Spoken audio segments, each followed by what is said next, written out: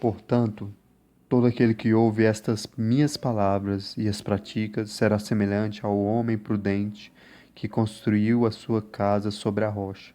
Desceu a chuva, transbordaram-se os rios, sopraram-se os ventos e bateram contra aquela casa. Contudo, ela não caiu, porque estava edificada sobre a rocha. Aquele que ouve estas minhas palavras, mas não as pratica, será comparado ao homem insensato que construiu a sua casa sobre a areia. Desceu a chuva, transbordaram-se os rios, sopraram-se os ventos e bateram contra aquela casa, e ela caiu. E foi grande a sua queda. Mateus capítulo 7, versículo 24 ao 27. Essa pequena parábola ilustra muito bem a história de vários homens da Bíblia, cujo Senhor havia designado para eles serem algo ao qual eles não foram, e havia designado para eles fazerem algo ao qual eles não fizeram. Nós vemos muito bem que um exemplo seria Pedro. O Senhor fez de Pedro um pescador de almas, mas Pedro, quando o Senhor foi à cruz e se sacrificou e morreu, e quando ele ressuscitou, Pedro já havia voltado a ser pescador de peixes, o qual não era o desígnio de Pedro. Semelhantemente, a palavra ao qual Jesus, através dessa historinha, nos dá é dizendo que tudo aquilo que ele nos pede para fazer, que ele nos traz como ordenância, através da sua palavra, e nós não fazemos, somos semelhantes àqueles que constroem a casa na areia, ou seja, que os fundamentos não estão firmados. E qualquer tempestade, qualquer transbordo de rios, qualquer enchente cometerá a nossa casa, o nosso fundamento. A minha palavra hoje aqui para você é te perguntar em que está embasado os seus fundamentos. Não adianta muitas das vezes você falar, os meus fundamentos, os meus alicerces estão em Cristo Jesus, porque eu cavei bem fundo, mas você não tem vivido como o Senhor lhe ordenou. Lembre-se da história de Caim e Abel. Abel fez aquilo que era agradável a Deus, como foi instituído para ele cuidar de ovelhas, ele foi pastor e cuidou das suas ovelhas e ofereceu um sacrifício melhor do que o seu irmão. Mas o seu irmão foi designado a cultivar a terra, a arar a terra e a fazer algo ao qual o seu pai antes fez, cuidar da terra. E Caim fez, mas não fez com toda vontade, não fez com todo amor, com toda paixão. E quando ofereceu um sacrifício a Deus, ofereceu de qualquer maneira, porque os seus alicerces não estavam fundados na rocha.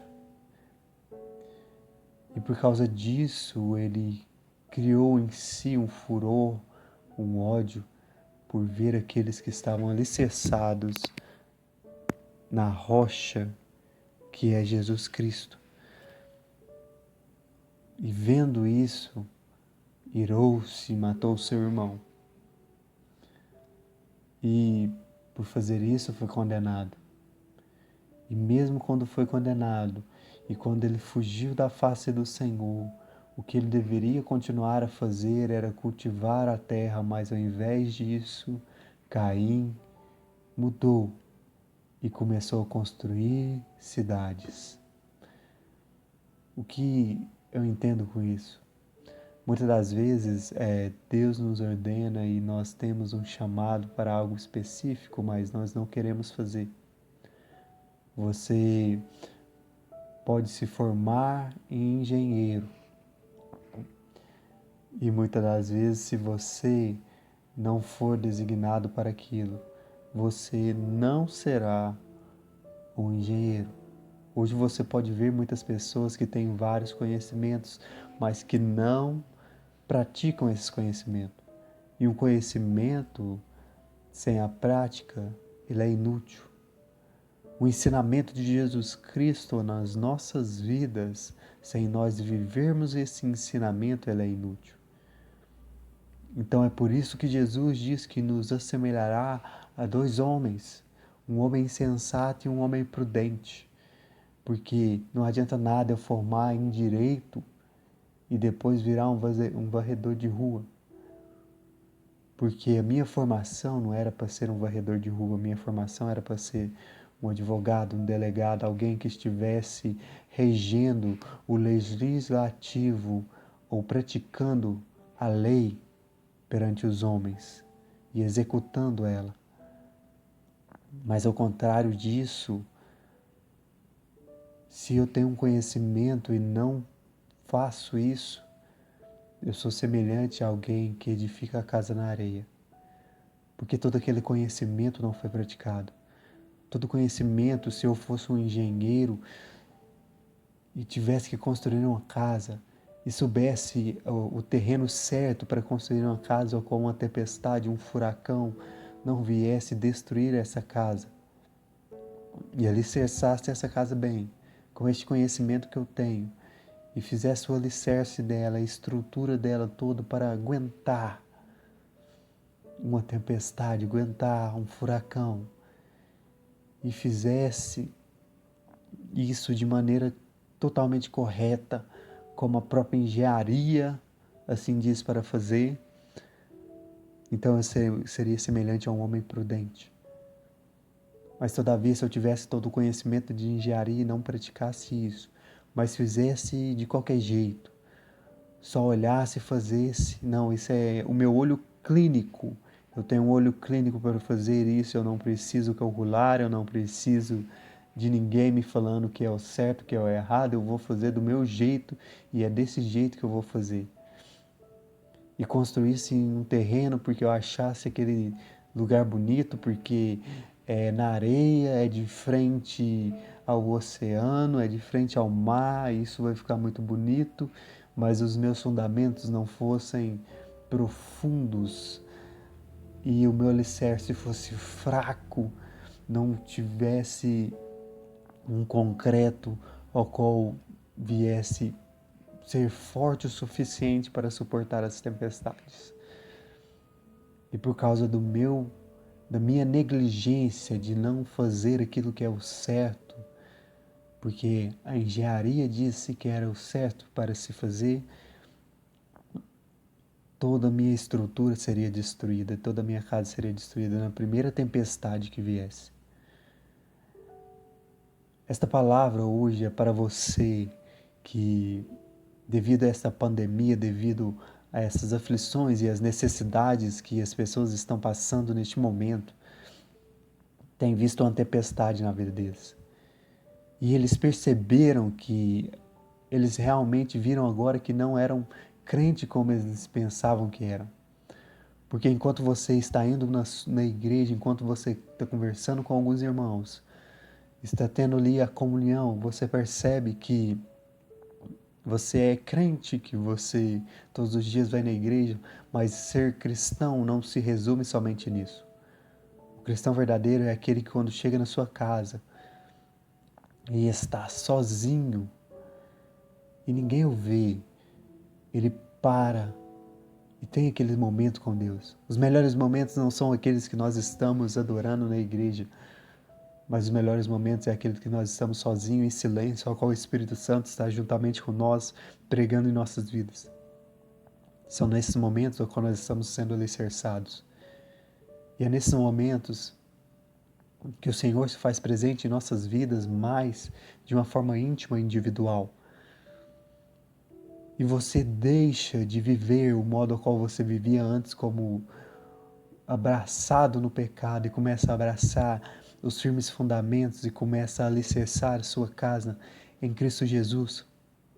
E como um homem que alicerçou a sua casa na rocha, você não permanece mais nos pecados antigos, mas a sua vida agora é uma vida de santidade separada para Cristo Jesus.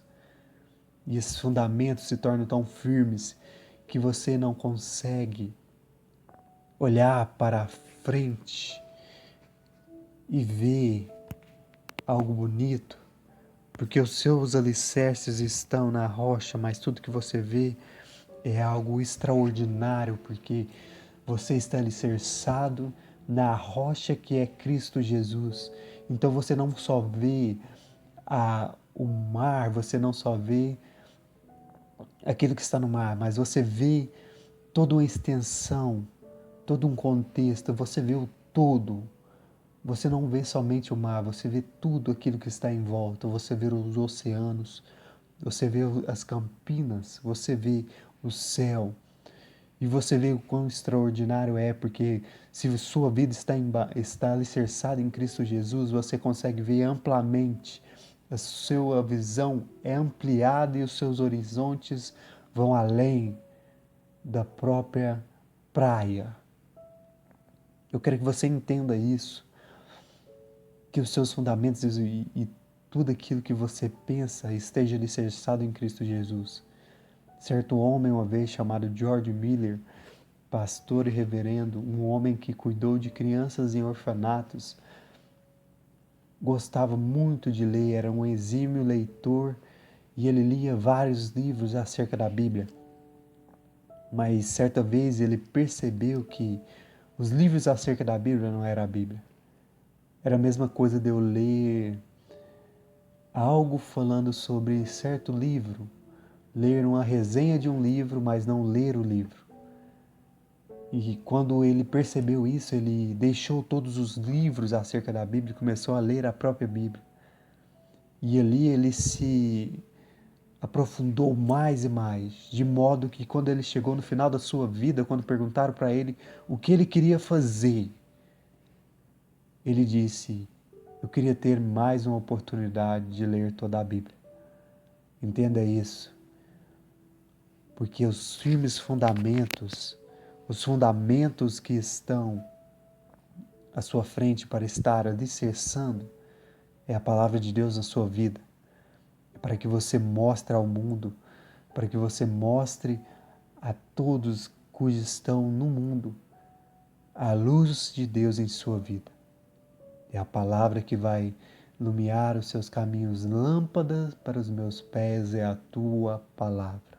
Eu quero orar por você neste momento. Senhor, nosso Deus e Pai, diante da tua presença nós te adoramos e te louvamos por tudo que o Senhor tem feito em nossas vidas.